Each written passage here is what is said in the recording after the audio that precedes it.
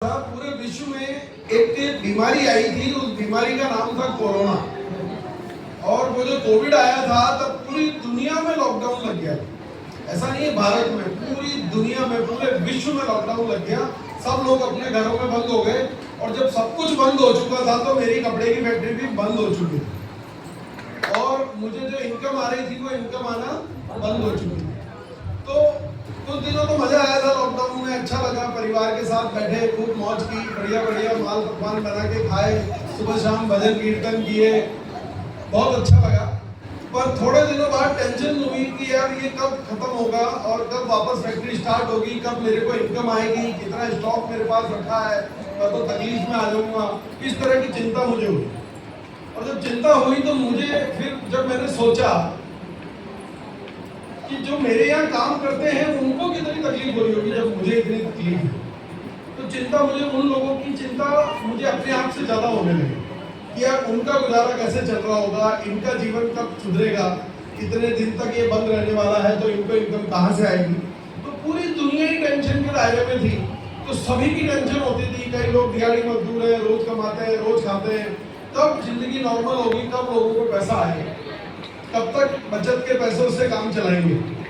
तो चिंता होती थी। आरसीएम वाले भी दुनिया के दायरे में ही आते हैं, तो आरसीएम वालों की भी चिंता होती है कि यार आरसीएम वालों का क्या हो रहा होगा, इनके तो ये मीटिंग सेमिनार होते ही नहीं है, अब तो वो कहीं फील्ड वर्क कर ही नहीं सकते, कुछ हो ही नहीं सकता, तो इनका क्या हो रहा होगा।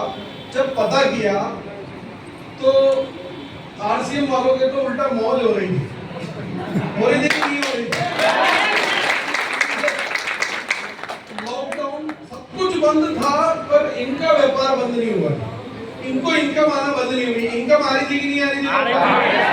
अरे कितने लोग ऐसे हैं जिन्होंने लॉकडाउन में अपनी पीने जम की है, लॉकडाउन में पीने जम की है, लॉकडाउन में इनकम बढ़ के आई है। अब इन लोगों से पूछो तो ये हमेशा यही कहते हैं साहब कोविड नहीं आना चाहिए पर लॉकडाउन हर बार लग जाना चाहिए। हर महीने साल में एक बार तो लॉकडाउन लगना ही चाहिए। घर बैठे बैठे इनकम आती है तो किसको बुरा लगता है। तो उस दिन मुझे जिंदगी में पहली बार ये एहसास हुआ कि यार इस अभियान में कुछ तो बहुत बड़ी पावर है जिसको नहीं समझने की भूल मैंने कर दी। क्योंकि जब सब कुछ बंद है फिर भी ये इनकम दे रहा है, इसका मतलब इसमें कुछ तो पावर है जिसको नहीं समझने की गलती मैंने कर दी। तो पहली बार मैंने इसे समझना शुरू किया। उससे पहले मैं प्रोग्रामों में जाता था, मीटिंग सेमिनार में जाता था, बड़े बड़ी एनिवर्सरी होती थी ना उनमें जाया करता था और जाके पहली लाइन में बैठ जाता था।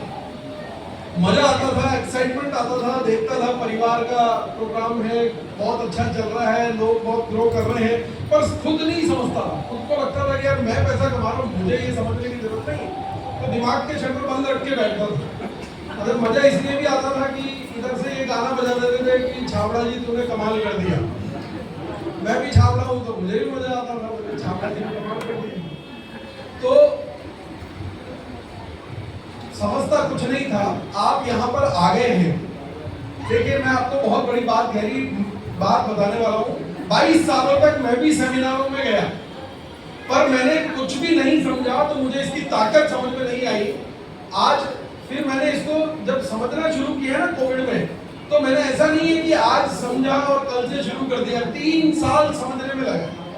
कितने साल?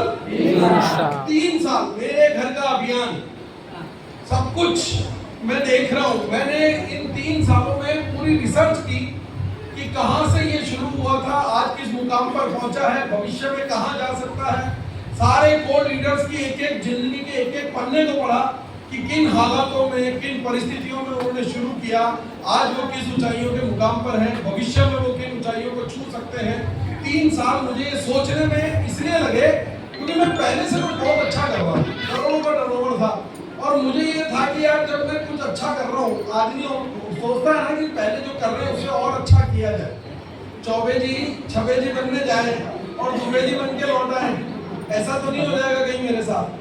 तो जब मुझे 3 सालों में उन रिसर्च के दौरान पक्का यकीन हो गया कि जो कुछ मैं कर रहा हूँ उससे बहुत ज्यादा देने की ताकत इस आरसीएम में है, तो मैंने आरसीएम